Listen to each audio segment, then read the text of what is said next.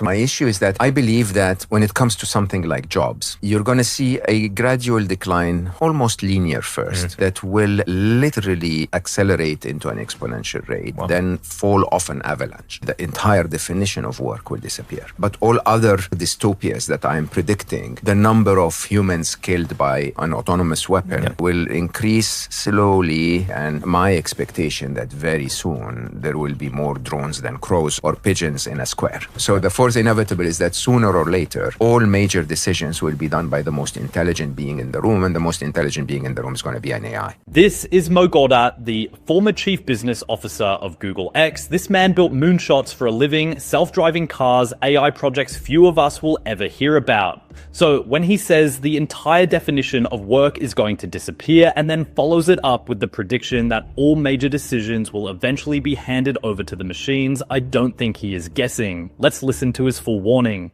So my issue is that I believe that when it comes to something like jobs, you're going to see a gradual decline, almost linear first, that will literally accelerate into an exponential rate, then fall off an avalanche. The entire definition of work will disappear. But all other dystopias that I am predicting, the number of humans killed by an autonomous weapon will increase slowly, and my expectation that very soon there will be more drones than crows or pigeons in a square. You can see it already. You can see that Britain promised 12,000 drones to be sent to Ukraine, and Ukraine's already sent 1,000 drones on Russia, and then Russia is going to respond with we don't know how many drones. And a drone is a democracy of technology that cannot be prevented unless you get into an incredibly severe surveillance state that controls everyone, including the innocent. And the predictions in my mind is that we will hit a very serious dystopia for the next 10 to 12 years that have absolutely nothing to do with AI. It has a lot to do with the magnification of humanity as a result of the presence of a super intelligence. It's going to reinvent warfare in a way that is unmanageable by humanity.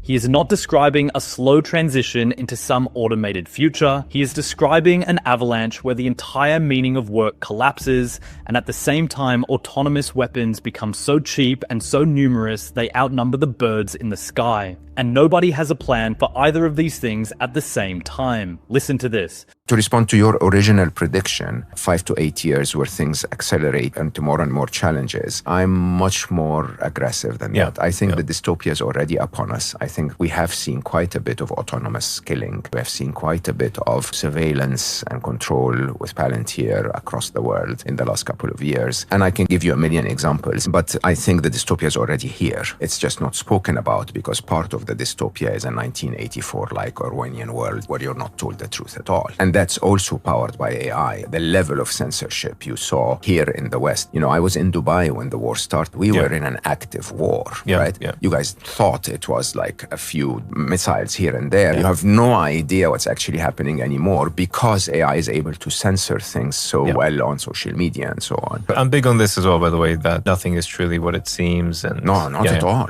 So my view is that this dystopia continues on to my next prediction is what I normally refer to as the fourth inevitable. And in my first book, Scary Smart, about AI, I wrote what I refer to as the three inevitables. One is that we will not be able to stop AI because of the nature of the arms race. And you could see that happening with the open letter being rejected and how we moved from there. That as a result of that, AI will continue to develop until it becomes significantly smarter than humanity. And I think the challenge today is that we don't really have a very good definition of AGI. But I think people who really know how to use the machines have surrendered to the fact that they are smarter than us. He was in Dubai while missiles were flying overhead, and from there, he watched the Western news turn the whole thing into a few distant headlines. AI censorship has already reached a point where you cannot trust what you are seeing, and the people building these systems have simply accepted that the machines are already smarter than we are. Now, listen to this.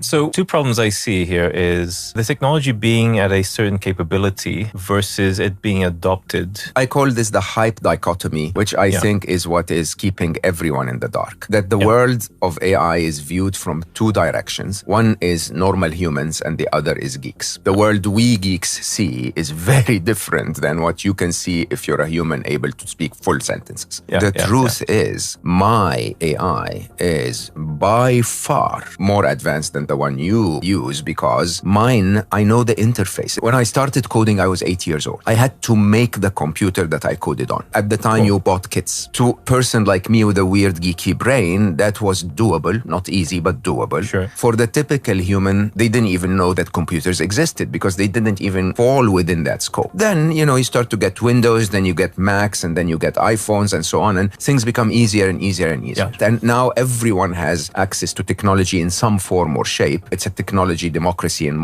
many ways. This is exactly what's happening with AI. That when it comes to reasoning capabilities, to mathematics, to execution on tasks using agents, to, so many of those things, the promise has already happened. You just have to be geeky enough to be able to build the memory stack and the structure and so on, so that you can build something that works. Not a language that most humans understand. So they're not able to build sophisticated agents. And all they hear about AI is fake videos and look at how the video is happening and so on and so forth. Now, this dichotomy, that gap, if you want, between the views of geeks and the views of humans of AI is why humans are misinformed. Now, if you're a geek, AI is smarter than us by far. It's not deployed yet because we haven't built the user interface. My prediction, end of 2027, there will be very simple user interfaces where everything is a prompt. The AI that you are using right now is the watered down version. Behind the scenes, the real thing can already reason, build agents, execute tasks you would not believe. And G.O.T is saying that by the end of 2027, all of that power gets wrapped in a simple little box that anyone can talk to. The safety rails come off not because someone decides to remove them, but because the interface gets too easy. Let that sink in. You said it's a perfect storm. And it's not just a perfect storm of AI, it's a perfect storm of AI and all of the geopolitics and economics that are happening in the world. And I wonder in my writing, my next book is called Alive and it's out in 2027. Finished, but you know how slow the publishing industry is. In Alive, I basically talk about how the world is almost going to use AI as the excuse to execute on a geopolitical and economic strategy that is going to have a massive wealth transfer as a result. And the idea is, with the Iran war and the current economic prospects of almost something close to a Great Depression within the next 6 months, at least a very massive recession economically, that is the biggest excuse and the biggest trigger for people to say, hey, you know what, I can't afford to pay everyone. All call center agents have to go. I'm going to have to replace those with AI. And you can see the way it will work is that there will be vendors out there that will go like, yeah, I can do it for you. Now is the time. And it is that acceleration that will be blamed on AI. But I think it's more equally triggered by the economic realities that will make us... Makes sense. It's just, I always have this debate because, you know, the corporate world is very different when you go to like Google, Microsoft, like tech companies. And when you go into a mining company, or when you go into a business services company, they're so slow on adoption. They're so addicted to Outlook and Excel. And when you ask them even to describe their processes, they can't describe it because it's almost like they've become robotic themselves. So getting them to even imagine a new way of working is just so far beyond so many people. So it's almost like you give them the super intelligence, but they kind of just sit there looking at it. They don't know what to do with it. This is the problem. But you see what's going to happen. So I advise a wonderful gentleman, very, very visionary, who is the founder and CEO of the largest luxury real estate in the world, who, quite interestingly, at the beginning, I was like, I don't want to advise luxury real estate. It turns out that his vision is to improve living at all levels. So not just the top-end penthouse, but he actually builds labor camps. And he wants the labor camp experience to be luxury. And I find that to be fascinating. But his view is that AI will change everything. And here's the interesting thing. If he and his organization push ahead into being a developer that's based on AI, living that's based on AI, experiences that are based on AI, everyone else has no choice but to either follow or be rendered irrelevant. What he is describing is not a conspiracy. It's basic incentives. When a recession hits and a lot of smart money is betting one hits within months, the corporate world will finally have the excuse it needs to gut its workforce and point at the AI. The call centers, the admin jobs, whole floors of people, they are not going to be replaced because the technology suddenly got better. They are going to be replaced because the economy gave the bosses a reason to pull the trigger. And listen to where this ends.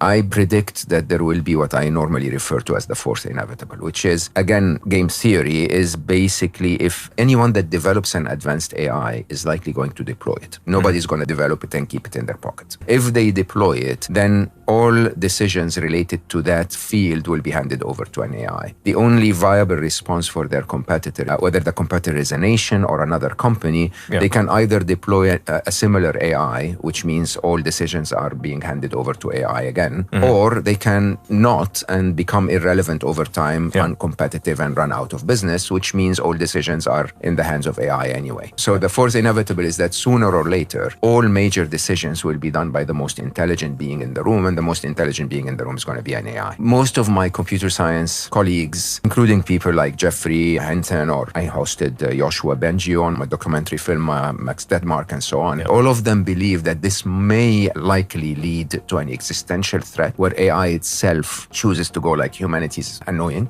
Many of them put that at a 10 to 20%, P-doom as they call it. I put it much lower than that. I put it at 1 to 2%. And the reason is I don't believe that the problems that we're facing today are the results of abundant intelligence. I think the problems that we face in the world today are the result of limited intelligence. You need to be reasonably smart to navigate the system to become the president of the USA, but you can easily see how dumb you can be in that position state. And the idea is that it's those sort of spectrum of intelligent enough to be in leadership positions, stupid enough to set objectives that are really not pro-humanity at all. When AI passes across that little spectrum, very quickly, abundant intelligence, in my analysis, is going to be benevolent. Because if you think of our universe as the product of entropy, basically the idea that our universe wants to break down and decay. Chaos is the way that the universe builds itself and how we experience the arrow of time and everything. Then the only role of intelligence is to bring order to the chaos. And so the more intelligent you become, the more obsessive you become about order. And in physics, we know that the most ordered state of any configuration is the minimum energy principle. We know that the most intelligent of all of us are not only stressing about making a process finish properly, they want to make it finish properly with the least amount of waste of energy. So there it is, the former chief business officer of Google X, the guy who was deep inside the moonshot factory, telling you that we are already past the point where all major decisions will soon be made by an intelligence that is not human. He puts the chance of extinction low, sure, but he does not put it at 0. And even if the machines turn out benevolent, as he hopes, the handover itself means we are not in control of the economy, the wars, the information, or the future. That decision was made the moment the first $1 trillion went into the arms race. If you are still watching, you already sense something is wrong. The pace is not slowing down. Subscribe, because I'm going to keep following this and nobody is coming to explain it to you honestly, except the people willing to sit down and talk about it like this.